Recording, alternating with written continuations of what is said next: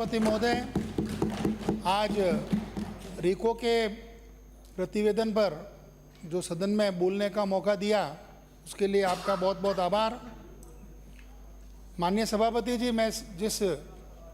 पश्चिमी राजस्थान के जोधपुर क्षेत्र से आता हूँ, वो राजस्थान की एक बहुत बड़ी औद्योगिक नगरी है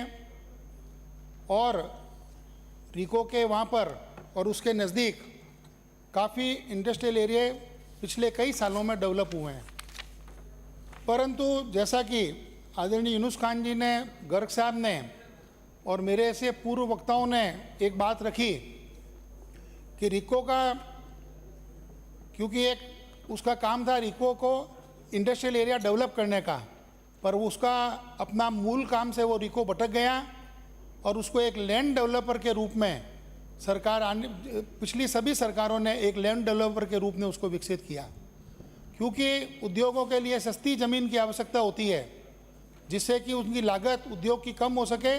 और उद्योग अच्छी तरह मुनाफे में चल सके। परंतु उस सस्ती ज़मीन की जगह रिको खुद एक बिजनेस डेवलपर बन गया, प्रॉपर्टी डेवलपर बन गया और सस्ती ज़मीन खरीदकर महंगी ज़मीन बेचने का उनका एक बिजनेस बन गया। और आज की तारीख में रिको पूर्ण तरह इसी काम में लगा हुआ है और हमारे जोधपुर, जैसा कि अभी पूर्व विधायक ने बताया था कि 15 गुना दामों तक भी ज़मीन बिक रही है। तो जो जिस उद्देश्य से के लिए रिको को बनाया गया था, रिको अपने उस उद्देश्य से भटक गया। दूसरा, जब रिको ने कोई भी इंडस्ट्रियल एरिया बसाया तो जैसा कि गर्ग साहब ने बताया कि उसका एक डेवलपमेंट प्लान, उसका भी एक मास्टर प्लान होना चाहिए था। उसमें सारी चीज़ों की व्यवस्था है, चाहे वो स्कूल हो, अस्पताल हो, उद्योग में जो काम करने वाले लोग हैं इनके हाउसिंग की व्यवस्था हो। पर एक भी इंडस्ट्रियल एरिया हमारे उधर ऐसा नहीं है जहां व्यवस्थित रूप से इस तरह का काम हुआ है। सबसे बड़ी तकलीफ पश्चिमी राजस्थान के सभी जो इंडस्ट्रियल रिको द्वारा बसाए गए एरिया उनके अंदर कि उन्होंने उस क्षेत्र में रहने वाले जो कॉलोनी भी है और जो इंडस्ट्रियल कॉलोनी भी है और जो मजदूरों की कॉलोनी बनी हुई है, उनके सीवरेज की व्यवस्था नहीं है और वो पूरा सीवरेज का पानी जो है, वो जो प्रदूषित पानी उद्योगों से निकलता है वो उसके अंदर चला जाता है और जब वो सीवरेज और वो ट्रीटमेंट प्लांट के अंदर जाता है तो वो सारा उसको औद्योगिक पानी समझकर, उसको डिस्चार्ज समझकर वो उद्योग के ऊपर और उद्योग जो लगे हुए हैं उनके ऊपर शंका की दृष्टि से देखते हैं कि उनका वाटर का डिस्चार्ज बढ़ गया, जबकि वो वाटर का डिस्चार्ज जो है वो जो लोग रह रहे हैं उनके घरों का और उस क्षेत्र में जो अनऔद्योगिक इकाइयाँ और घर बार हैं उनका होता है। तो उस बार भी एक ध्यान देने की ज़रूरत है, क्योंकि सबसे बड़ी समस्या प्रदूषण विभाग की है और वहाँ हमेशा आए दिन पाली में, बालोतरा में, जोधपुर में इंडस्ट्री चालू होती है, बंद होती है। प्रदूषण विभाग के वाटर डिस्चार्ज की हमेशा चेकिंग होती रहती है, परंतु इस ओर ध्यान नहीं दिया है। दूसरा, रिको अच्छे दाम लेकर अपने प्लॉट काटकर औद्योगिक एरिया तो बसा दिए, पर उन औद्योगिक एरिया को बसाने के बाद में उन एरिया का कभी साथ संभाल नहीं करती है। और हमेशा जब भी हमारे जोधपुर में कलेक्टर के माध्यम से मीटिंग होती है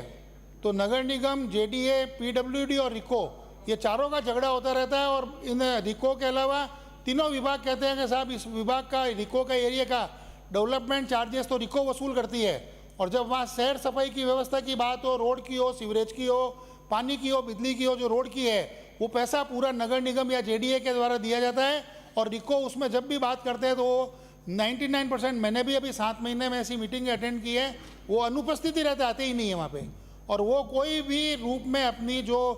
उनकी जिम्मेवारी है उनको निर्वाह करने में वो अक्षम है और उन्होंने की नहीं, इसकी ओर भी संज्ञान लिया जाए। तीसरा, जब रिको ने इंडस्ट्रियल जोन के हिसाब से प्लॉट काटे तो जो प्रदूषित पानी है उसके लिए जो सीईपीटी के और जो बात हो रही है उसकी भी व्यवस्था, जब रिको 1000 रुपये अगर गज में लिया हुआ प्लॉट आज 10,000, 20,000, 15,000 में बेच रही है, तो जो सीईपीटी प्लांट लग रहे हैं उनके अंदर भी रिको को पार्टिसिपेट करना चाहिए मॉनेटरी फंड टर्म में उनको भी, क्योंकि जब प्लॉट काटे उन्होंने, रिको की औद्योगिक बस्ती बसाई उनने, तो उसमें वापस सीपीटी और जो भी, चूंकि सरकार का ही काम है, भले ही विभाग अलग अलग हो, पर उसमें भी रिको का जो योगदान है आर्थिक रूप से होना चाहिए। इसकी भी मैं एक आपसे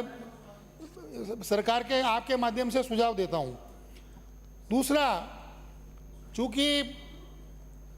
हमारे देश के यशस्वी प्रधानमंत्री और राजस्थान के यशस्वी मुख्यमंत्री औद्योगिकरण के ऊपर पूरा ध्यान दे रहे हैं कि वो बचपन से सुनता है उद्योग से उत्पादन और उत्पादन से रोजगार, और रोजगार की आज बहुत ज़्यादा महत्व है। और आज राजस्थान का लक्ष्य अगले 5 साल में 0.5 बिलियन की इकोनॉमी का, ट्रिलियन की इकोनॉमी का, और 10 साल में $1 ट्रिलियन की इकोनॉमी का, हम उसको कैसे प्राप्त करें? उसको प्राप्त करने के लिए उद्योग ही एक ऐसा माध्यम है जो किसी भी देश या किसी राज्य या किसी शहर की इकोनॉमी में इतनी वृद्धि कर सकता है। दूसरा, रिको के अंदर जो क्लस्टर वाला हिसाब है, जो हमारे सेंटर और स्टेट गवर्नमेंट की स्कीम के अंदर हो रहा है, तो नए जो औद्योगिक क्षेत्र बसाए जा रहे हैं उनमें क्लस्टर बनाकर अगर कुछ विशेष प्रोडक्ट जो उस एरिया के हो उनके माध्यम से किया जाएगा तो वो और उद्योग के लिए अच्छा होगा।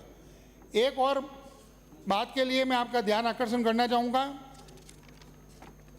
कि जोधपुर संभाग में एम्स जो है वो सबसे बड़ा चिकित्सा का केंद्र अब बन चुका है। लगभग 5,500 आउटडोर पेशेंट और लगभग 12 से 13,000 टोटल पेशेंट और उनके परिजनों का आवागमन एम्स के अंदर होता है रोज के दिन। और एम्स पूरी तरह से तीनों ओर से उद्योगों के और रिको के इंडस्ट्रियल जोन से घिरा हुआ है। और कई बार एम्स की मीटिंग के अंदर ये सामने आया है कि उद्योगों से होने वाले प्रदूषण और जिस तरह से एम्स के अंदर फुटफॉल हुआ है उसके अंदर वहाँ के जो सामने के उद्योग है उनको वहाँ से हटाकर और कहीं स्थानांतरित किए जाएं। हम लोगों ने वहाँ पर उद्योगों से और उद्योग संगठनों से मीटिंग भी की थी। वो सारे संगठन वहाँ से अपने उद्योग वहाँ से हस्तांतरित करने के लिए इच्छुक है, पर उनका सबका डर है कि हम यहाँ से अगर हम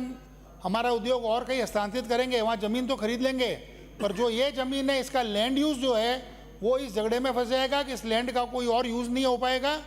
और सरकार को मैं आपके माध्यम से ये सुझाव देना चाहता हूँ, क्योंकि